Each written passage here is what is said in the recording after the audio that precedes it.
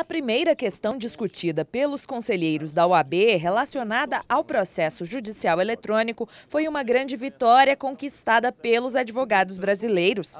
Em ofício remetido à ordem, o presidente do Tribunal Superior Eleitoral, ministro Marco Aurélio Mello, comunicou a suspensão da implantação do processo judicial eletrônico em toda a Justiça Eleitoral. A decisão atende a pedido da OAB Nacional, que vem alertando para a falta de estrutura adequada à instalação do PJE em todo o país, além da necessidade da convivência do processo em papel com o processo eletrônico. Tendo em conta os estudos realizados pelas áreas técnicas deste tribunal, nos quais se constatou não existir estrutura adequada para ser efetuada simultaneamente com o planejamento e execução das eleições de 2014. Portanto, o Tribunal Superior Eleitoral, acolhendo o pleito da advocacia brasileira, suspende no âmbito da Justiça Eleitoral a implantação do processo judicial eletrônico por reconhecer, no âmbito do TSE, aquilo que estamos denunciando em todos os tribunais. A falta de estrutura impede a implantação desse processo judicial eletrônico de forma assodada, de forma impensada, de forma a excluir a advocacia do acesso à justiça, portanto, excluir o cidadão do direito constitucional ao acesso à justiça. No mínimo, nós temos que ter o direito pela convivência do processo judicial eletrônico com o processo em papel, no mínimo. Mas o ideal mesmo é que medidas como esta, da suspensão, seja tomada pelos presidentes de tribunais superiores. O Conselho Federal da Ordem defende que haja um convívio entre os dois processos durante 5 anos.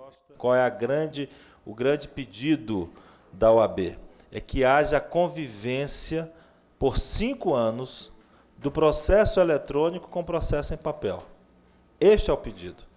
Quer dizer, não inviabilizar a implantação do processo eletrônico, a experiência do processo eletrônico, mas não inviabilizar o exercício da advocacia. Ou seja, teríamos o processo em papel como uma convivência com o processo eletrônico. Essa foi a deliberação da campanha do plenário do Conselho Federal, no sentido de que temos que lutar pela convivência. E por que os 5 anos?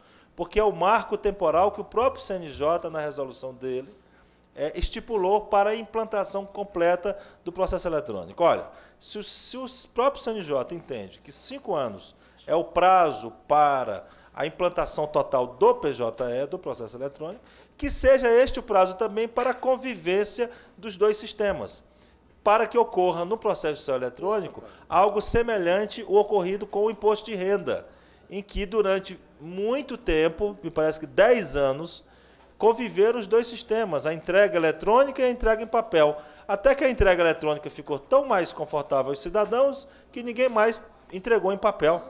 Quer dizer, o processo eletrônico tem que ser uma conquista e não uma imposição.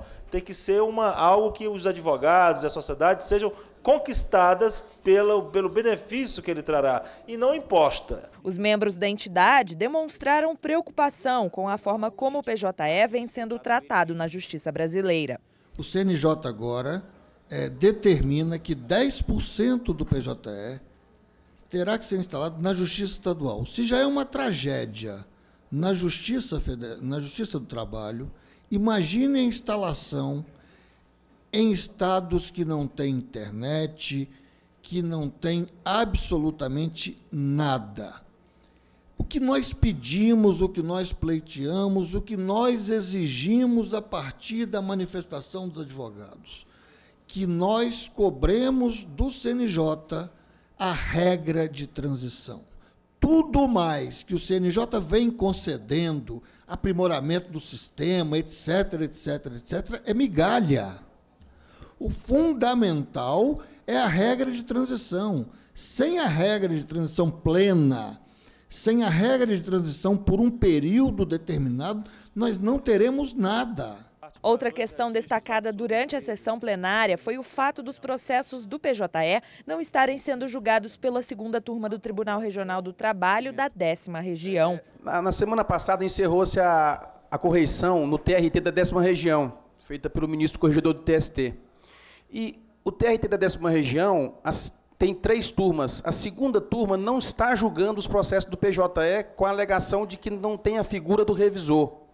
E nessa correição que foi feita, o próprio ministro determinou que a segunda turma julgasse os processos na forma como estão sendo feitas a primeira e a segunda turma do TRT da 10ª Região. Nesse caso, são mais de 1.000 processos parados sem julgamentos desde 2012. Por causa disso, a Ordem decidiu enviar um ofício ao Conselho Superior da Justiça do Trabalho para que determine ao TRT que cumpra a orientação da Corregedoria do Superior Tribunal do Trabalho.